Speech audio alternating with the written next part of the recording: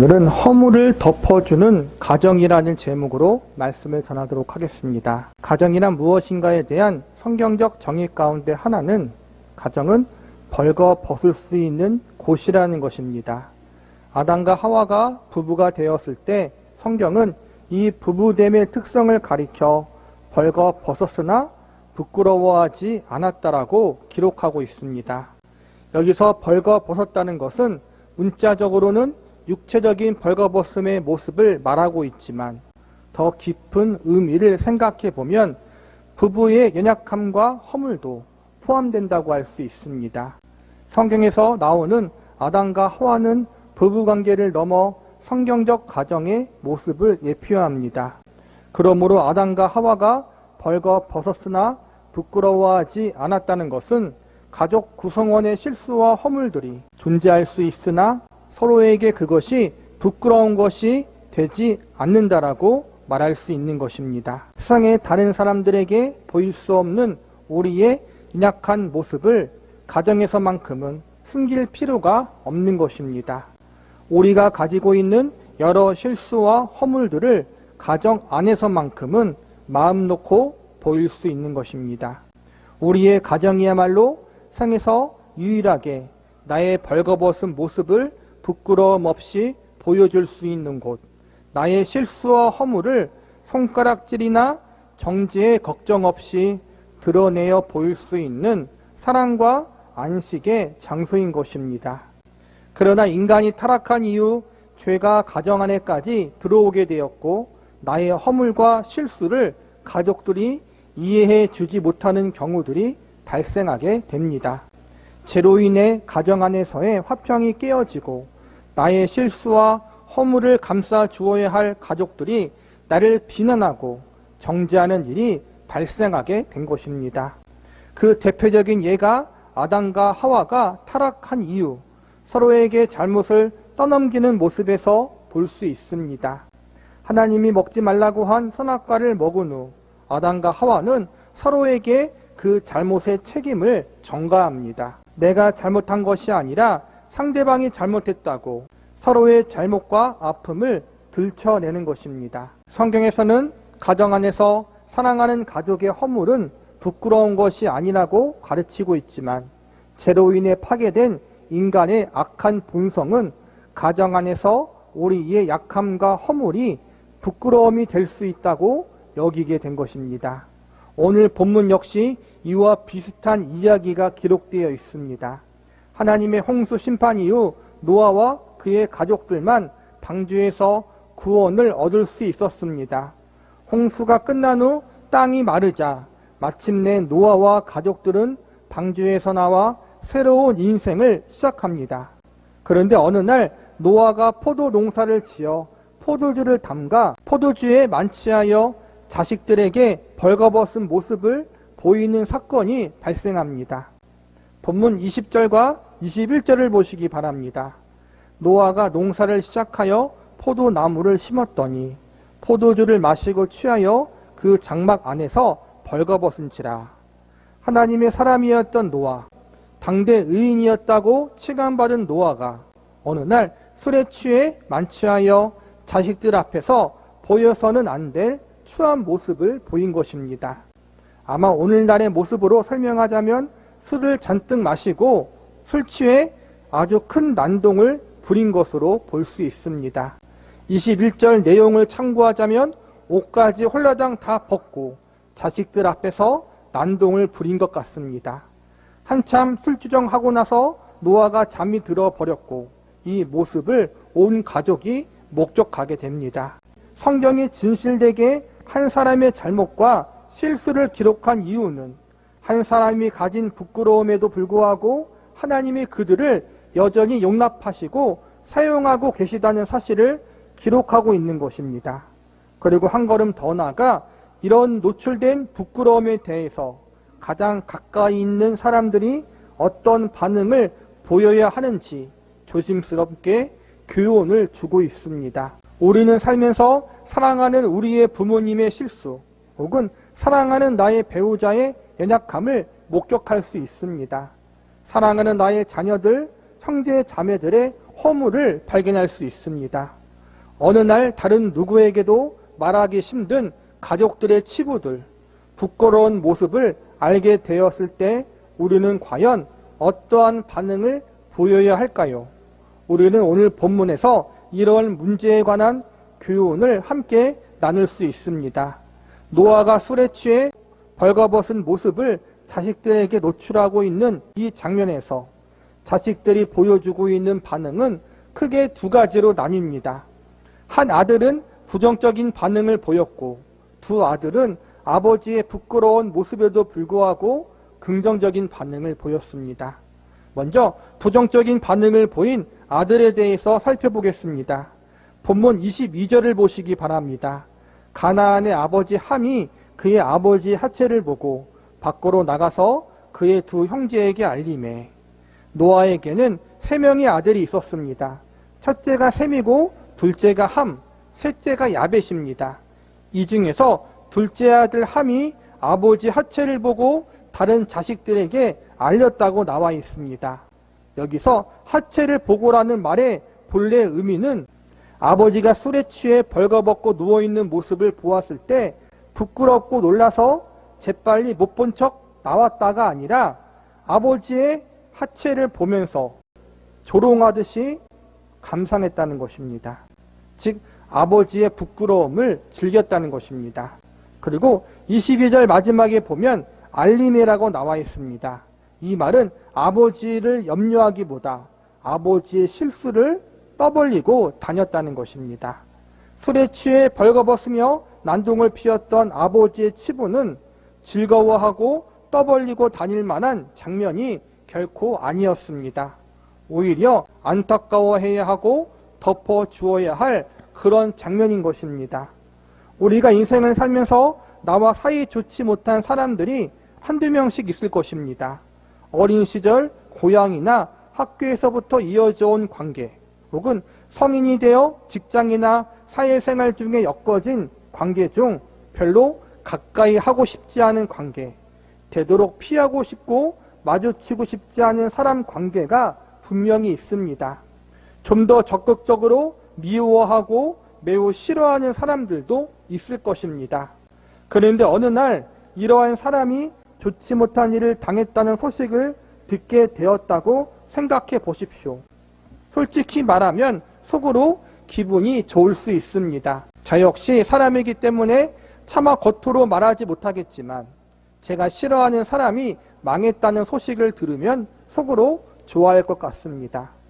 정말로 미워하고 원수 같았던 사람이 망했다는 소식을 들으면 우리는 주변 사람들에게 그 사람 교만하더니 결국 그렇게 망했네, 이렇게 이야기할 수 있을 것입니다.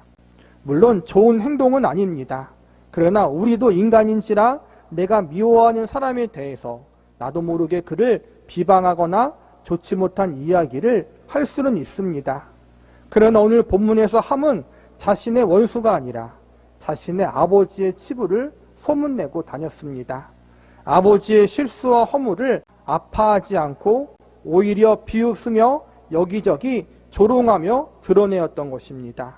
다른 이의 실수, 나와 전혀 상관이 없는 사람의 허물을 소문내고 다닌 것이 아니라 나의 핏줄이자 나를 낳아준 아버지의 허물을 떠벌리고 다녔던 함의 모습에 대해서 성경은 부정적인 시각으로 접근하고 있습니다. 조금 더 강하게 이야기하자면 아버지의 허물을 소문내고 다녔던 함에 대해서 아주 나쁜 행동이며 악한 행동이라고 가르치고 있습니다. 오늘날 우리에게는 이러한 모습이 없습니까? 사랑하는 이들의 실수를 보고 형제 자매들의 연약함을 보고 혹은 이웃의 넘어짐을 보고 그것을 즐기고 그것을 정죄하는 모습은 우리에게 없는지 우리 자신을 살펴보시기 바랍니다. 이번엔 긍정적인 반응을 보인 아들들에 대해서 살펴보겠습니다. 본문 23절을 보시기 바랍니다. 셈과 야벳이 옷을 가져다가 자기들의 어깨에 메고 뒷걸음질 쳐 들어가서 그들의 아버지의 하체를 덮으며 그들이 얼굴을 돌이켜 그들의 아버지의 하체를 보지 아니하였더라. 첫째 아들 셈과 셋째 아들 야벳은 아버지의 부끄러운 모습을 목격하자 옷을 가지고 나와 아버지의 하체를 덮어 주었다고 성경은 기록하고 있습니다. 23절에 보니까 그냥 덮어 준 것이 아니라 뒷걸음질 치며 아버지의 허물을 보지 않으려고 했습니다. 아버지가 실수하는 와중에서도 셈과 야벳은 여전히 아버지를 바르게 공경하고자 했던 것입니다. 여기서 주목해서 볼 말은 어깨에 메어라는 말과 덮었다라는 말입니다. 어깨에 메다라는 말은 봉사하는 태도, 섬기는 태도를 뜻합니다. 즉 아버지의 실수하는 모습을 본 셈과 야벳은 아버지의 실수의 모습에도 불구하고 여전히 아버지를 바르게 섬기고자 했던 것입니다. 그리고 그 아버지의 실수를 덮어 아버지의 부끄러움을 보지 않으려고 하였습니다. 아버지의 수치를 보고 즐거워했던 둘째 아들 함의 모습과는 크게 대조되는 모습이라고 할 수 있습니다. 둘째 아들 함과 반대로 나머지 아들들인 셈과 야벳은 아버지의 실수에도 불구하고 여전히 아버지의 권위를 인정했고 한 걸음 더 나아가 아버지의 부끄러움을 소문내고 드러내는 자가 되기보다 그 부끄러움을 덮는 자가 되고자 했습니다. 왜 그랬을까요? 그것은 아버지를 사랑했기 때문입니다. 베드로전서 4장 8절에 보면 사랑은 허다한 죄를 덮는다라고 기록하고 있습니다. 진정 자식을 사랑한다면 자식의 허물을 다른 사람들에게 떠벌리는 부모가 없을 것입니다. 또한 자식 역시 부모를 진정으로 사랑한다면 다른 사람들에게 부모의 허물을 떠벌리며 즐거워하는 자식이 어디 있겠습니까?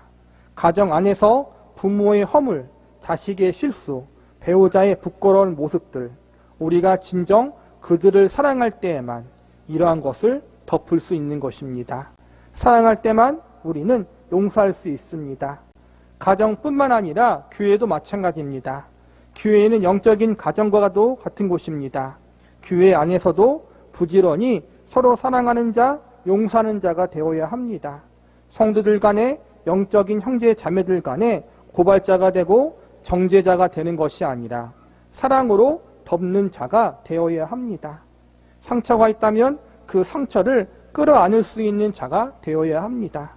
그러나 오늘날 가정 안에, 교회 안에 함과 같은 사람들이 얼마나 많이 있는지 모릅니다.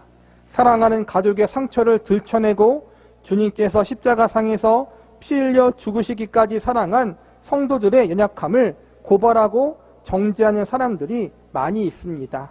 한 발 더 나아가 그것을 은근히 기뻐하며 자신의 올곧음과 의로움을 자랑하는 사람들도 많이 있습니다.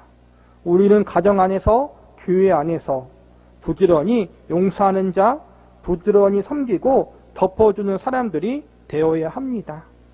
함처럼 입으로 떠들고 입으로 고발하는 자가 되어서는 안 됩니다. 저와 여러분은 함과 같이 고발자가 아니라 셈과 야벳처럼 사랑하는 자, 덮어주는 자가 되시기를 바랍니다. 실수와 연약함도 끌어안고 넘어지고 쓰러진 자를 다시 세워줄 수 있는 자가 되시기를 바랍니다.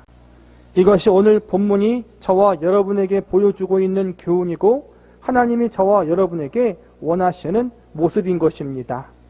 부모의 허물과 실수를 고발했던 함과 반대로 부모의 부끄러움을 덮어주었던 셈과 야벳은 어떠한 결과를 맞이하게 됩니까? 본문 26절과 27절을 보시기 바랍니다. 또 이르되 셈의 하나님 여호와를 찬송하리로다. 가나안은 셈의 종이 되고 하나님이 야벳을 창대하게 하사 셈의 장막에 거하게 하시고 가나안은 그의 종이 되게 하시기를 원하노라 하였더라. 이것은 일종의 애연적 축복이라고 할 수 있습니다. 노아는 셈과 야벳을 축복합니다. 셈과 야벳이 한 장막을 소유하고 그 장막을 넓혀갈 것이라고 축복하셨습니다. 그러나 반대로 아버지의 실수와 허물을 즐거워하고 고발했던 함은 저주를 받았습니다. 24절과 25절을 보시기 바랍니다.